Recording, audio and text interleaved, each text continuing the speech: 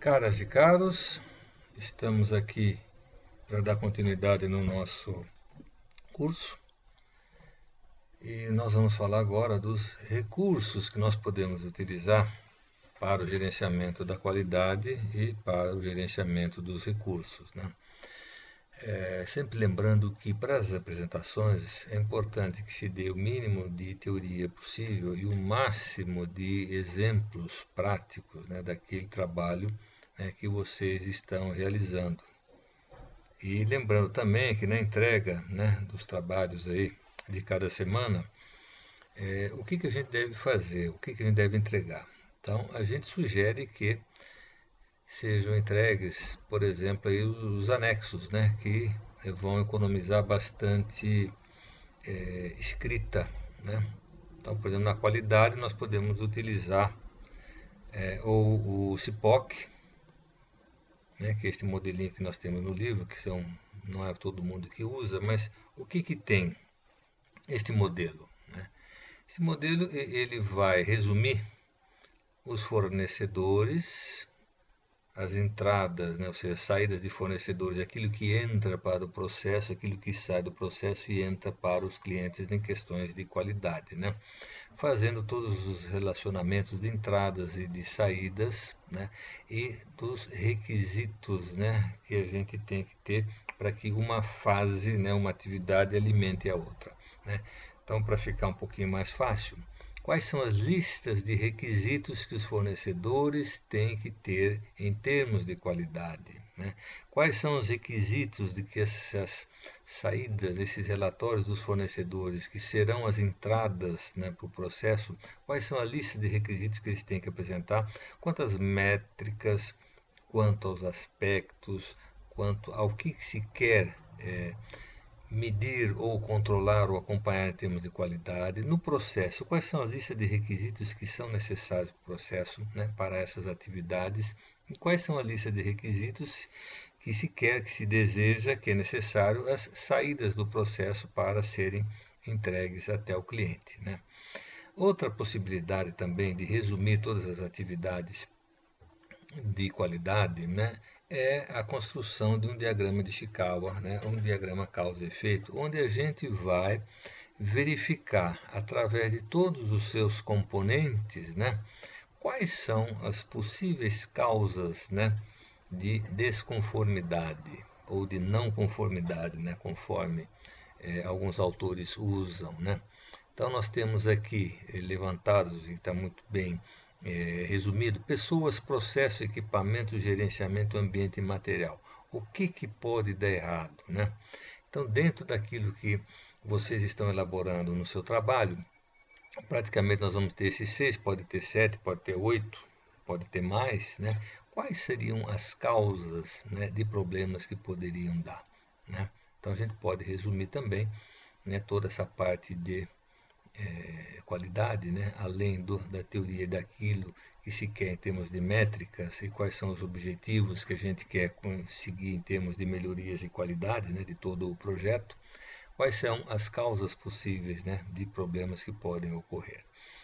E quanto ao gerenciamento de recursos, né, como eu comentei no vídeo da apresentação, nós temos mais facilidade porque é uma coisa bem mais palpável, bem mais fácil de ser transformada em atividades, né, e responsabilidades e processos, né? Porém, não tão assim fácil, porque são muitas atividades, né? Então, vamos utilizar esse recurso que é a matriz RACI. O que temos nessa matriz RACI? Então, nós vamos fazer o quê? Resumir tudo aquilo que se refere de recursos através de uma matriz RACI. Aqui, né, na coluna atividades, nós vamos descrever todas as atividades possíveis, necessárias, importantes, que vão acontecer dentro de um gerenciamento de recursos, né? Seja desde o levantamento de expectativas, seja da elaboração já de processos e projetos, seja na parte de viabilidade, seja na parte de consulta a fornecedores, né? As atividades em torno disso, os equipamentos, instalação, quem que vai fazer o transporte desses materiais, desses equipamentos, né? E aqui nós vamos colocar quem que é o responsável, né, para essas atividades, né, qual é o cargo, qual é a função, quais são as habilidades que ele deve ter para fazer esse trabalho. E as habilidades necessárias para que se desenvolva um bom trabalho em torno disso aí, e relacionando depois quem são os responsáveis, quem são os aprovadores, quem foram os consultados ou quem serão os consultados, né, e os informados quanto a tudo isso. Né? Por exemplo, vamos lá, se eu tenho que fazer uma aquisição, quem que é o responsável? O gestor do projeto ou a pessoa designada para isso? Quem são os consultados? Claro que os fornecedores, né? Quem serão informados? Os fornecedores e, eventualmente, a empresa de transporte, a empresa que vai fazer a instalação, né? Enfim, em todos esses processos aí, quem mais que pode estar envolvido aqui, né?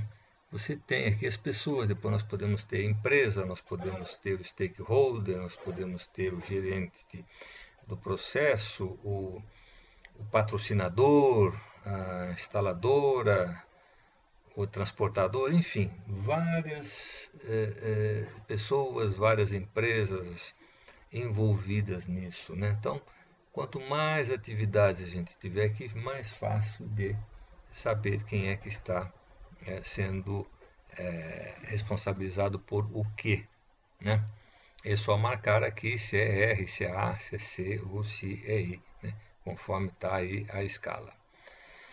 E um último documento que é importantíssimo, né, para detalhar o gerenciamento de recursos é a gente fazer a análise do 5W2H. O que é isso? Bom, os dois anexos se complementam, tanto o RACI quanto o 5W2H. As atividades daqui são as mesmas do RACI. Só que aqui nós vamos enfocar, né, o 5W2H, por exemplo, por que será feito? Aqui as atividades são o que será feito, né? Por quem será feito? Quem que é o responsável? Quem que vai fazer o quê? Que também está aqui preenchido nessa coluna, né? Por que será feito e quem que vai acompanhar? Quando que será feita esta atividade? Ou qual é o período em que ela vai se desenvolver? Né? Onde serão feitas? Na empresa? No escritório de gerenciamento? No fornecedor? No instalador? No transporte? Como é que será feito, né, essa atividade? Né? Podemos completar também com mais algumas atividades do tipo o segundo H, né, o how much, né, quanto que vai custar essa operação, né? Nesse caso não é tão importante, mas de repente podemos acrescentar mais uma coluna, né, de quanto será feito, né, quanto que vai custar o transporte, a instalação, como é que vai ser feito, né, isso aí. Que mais? Se vocês entenderem que tem condições de colocar mais algumas colunas, como por exemplo, importância, né, dessa atividade, né, fazer aí uma escala, né, de importância, do menos importante ao mais importante. Da urgência também, outra coluna com as urgências, o mais urgente, os não tão urgentes, né? E com o impacto, né? Se o impacto vai ser baixo, médio ou alto, muito alto. Okay? Então, isso aqui já é uma boa reflexão sobre o assunto, né? E é claro que sempre é bom acrescentar uma legenda, né, para aquilo que está sendo feito, né? Como é que estão representados aí, né? Então, por exemplo, na matriz RACI, colocar se é o responsável, né? Se é o aprovador, se é o consultado ou se é o informado, né? E também, se a gente for fazer aquelas escalas, né, de importância, de impacto, de urgência, qual que será essa escala, né? Vai ser o que? Pouco, baixo, o 5 vai ser muito alto, né? Médio, baixo, muito baixo, enfim, como é que vão ser representados, né, esses graus aí de urgência, de impacto e de importância. Ok? Então, vamos procurar colocar mais os dados do seu trabalho, da sua pesquisa, da sua situação, da sua empresa, da sua organização, né, que vocês estão trabalhando, para que o trabalho fique mais rico, mais proveitoso para todos. Continuo à disposição pelo Java, pelo e-mail, para que a gente oriente vocês. Não tenham medo nem vergonha de fazer perguntas, nós estamos aqui para ajudá-los, né? Com essa modalidade da distância ficou um pouquinho mais distante, né, a nossa comunicação, mas não é por causa disso que não precisamos, né, não conversar. Estamos à disposição. Bom trabalho, um bom estudo, estamos à disposição e até a próxima.